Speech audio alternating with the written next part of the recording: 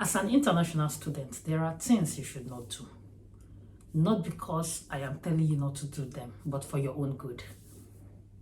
I'll just be giving you 5 things. I hope I summarize them well. And I'm doing this video because a lot of people are coming in this September, and I wouldn't want a situation whereby you would say, had I known.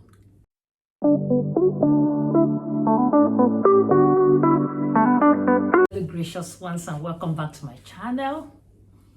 Avoid coming tomorrow to say, oh, had I known. I decided to do this video and I hope it helps you. Number 1 on my list is avoid plagiarism.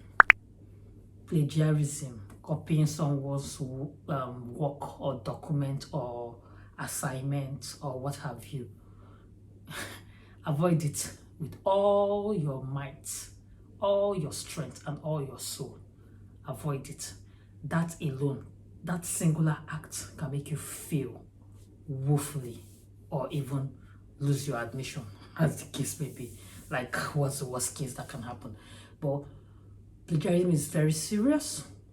Even when you're doing research and you do get something from someone's work, make sure you reference the person appropriately. And do not copy someone's assignment, because both you and the person you copied will fail. So the copier and the copyee, if there's anything like that, will both fail. So what you should do is ensure you take your time, study. When you have research papers, maybe read 4 or 5, then try to put them in your own words.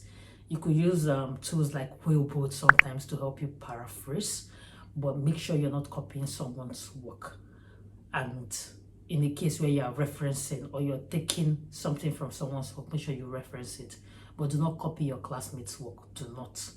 There's something called Turnitin that is being used by most universities in the UK. And so what happens is, once you've uploaded something to Turnitin, it records it as your work, and it will tell you the similarity between your work and any other work that has been uploaded.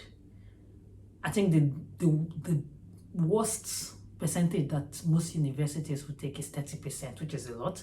Some people will tell you they can't take anything more than 15% similarity. So as soon as you upload your work on Turnitin, it gives you the percentage similarity between your work and any other work that has been submitted.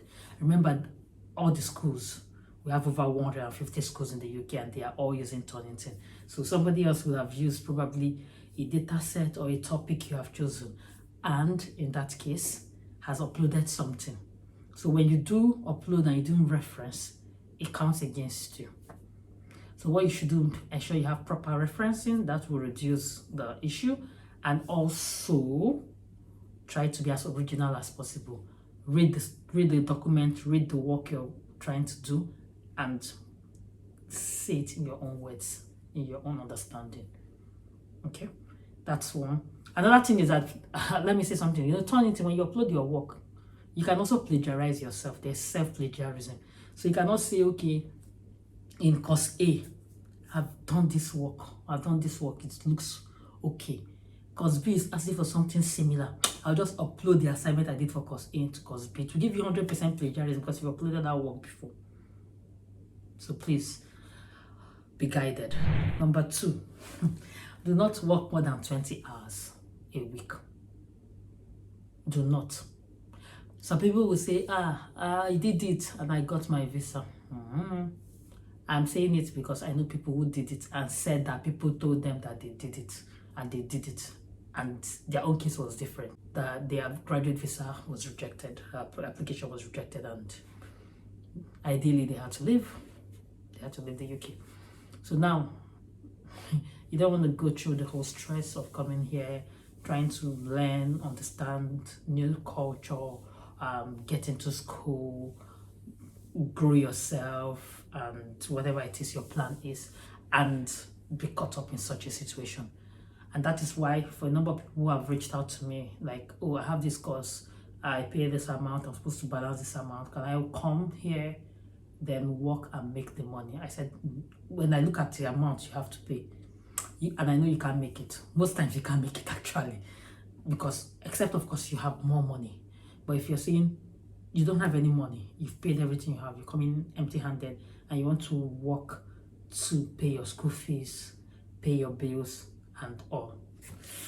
Realistically, with the amount of balance I've seen people who have reached out to me having to pay, I would not advise you to.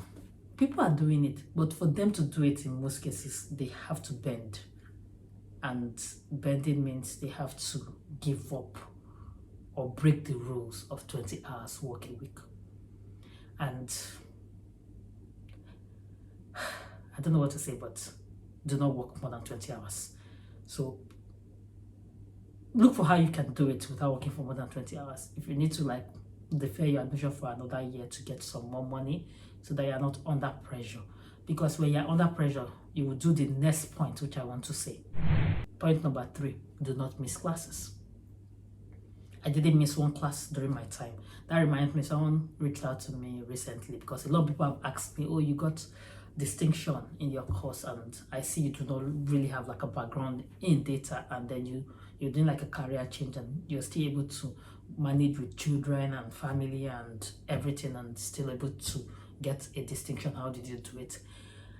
I'm always a bit skeptical to say this and this and this is what I did, because in reality, if I tell you what I did, it might work for you. That it worked for me doesn't mean it might work for you, which is why sometimes you will not find me reading all those books that say 5 steps to success, 7 steps, because there is no fixed steps to success. Mr. A's 7 steps to success or 6 or 5 steps to success might just work for him. I could replicate it and it won't lead me to success. So just know what works for you. I also said it in my very first video on YouTube, that I can tell you something to do or not to do doesn't mean you have to take everything I'm saying hook, line, and sinker. Take it, filter what you need, take what you need, trash what you don't need. And if you need everything, by all means, take it all. That's what I'm sharing. But that it works for me doesn't mean it works for you. So I would ask you not to miss classes if you ask me.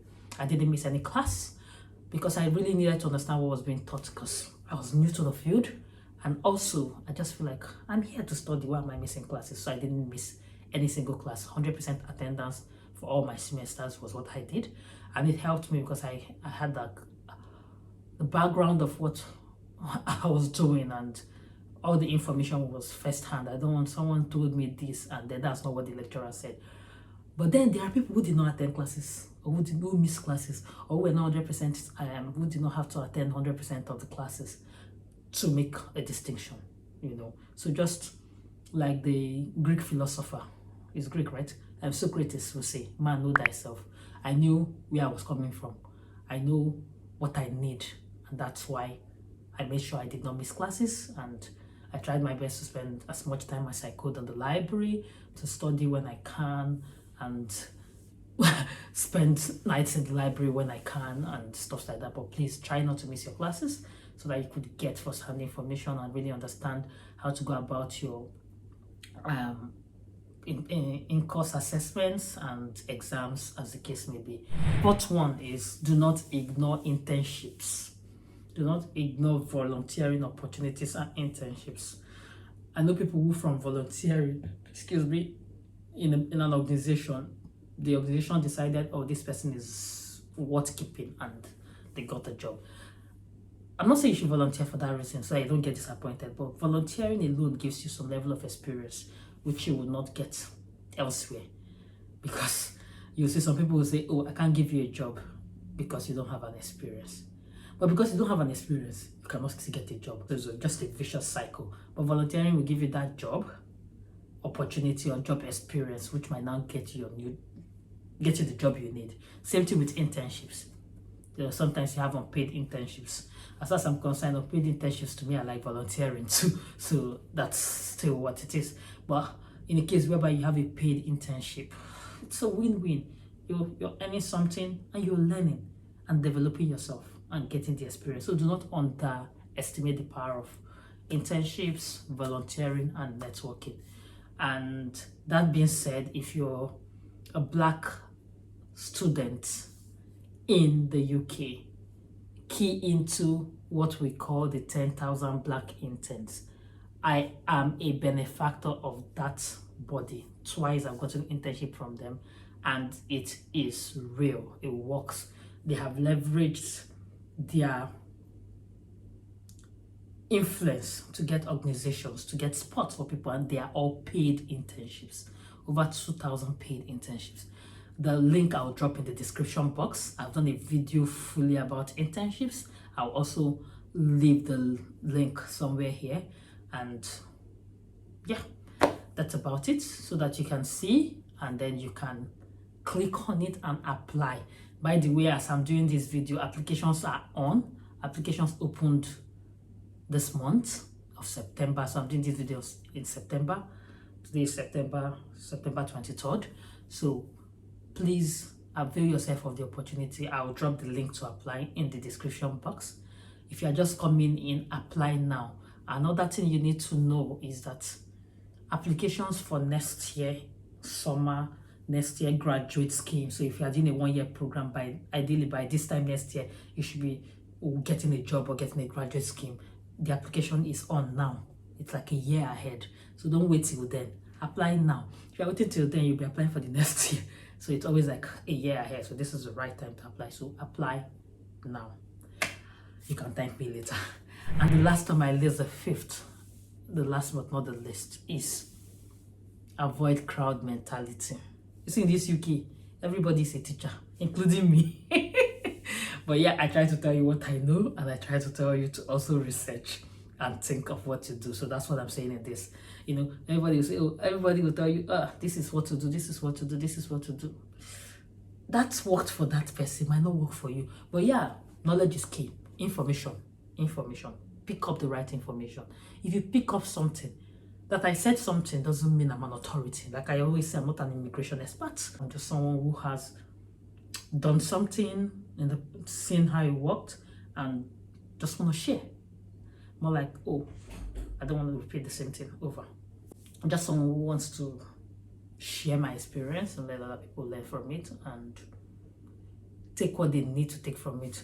You don't need to allow people make the same mistake you've made in the past, or have to go through a tough terrain to get to where they can get to when you have already aced it and you know the way to go about it. So that's just it. Sharing to help. And you should also do your research. So if you find out something and you hear it from one person, you could just go back and clarify, see how it works. Because different people interpret different things. And to be honest with you, I've watched some YouTube videos. I'm like, wow, what? And then, of course, I know what they're saying is not right. Because I know. Because I've done it. Because I've experienced it. Because I've read about it. But then you come to the comment section and you're seeing everybody say, oh, wow, thank you for this beautiful information. And I'm like, oh my God. So what I'm trying to say is, don't believe everything you see online. Don't believe everything that people tell you. Do your own research. Make sure that the information you have is correct. Make sure that the information you have is correct before you act on it. Make sure that the information you have is correct before you act on it. And at this point, in case I haven't introduced myself before, my name is Grace, and I just love to do videos like this to help. Please, if you found this video useful, give it a thumbs up, drop your comments in the comment section, subscribe to the channel, and do all the good stuffs. Stay graceful, and I'm gonna see you in my next video. Bye.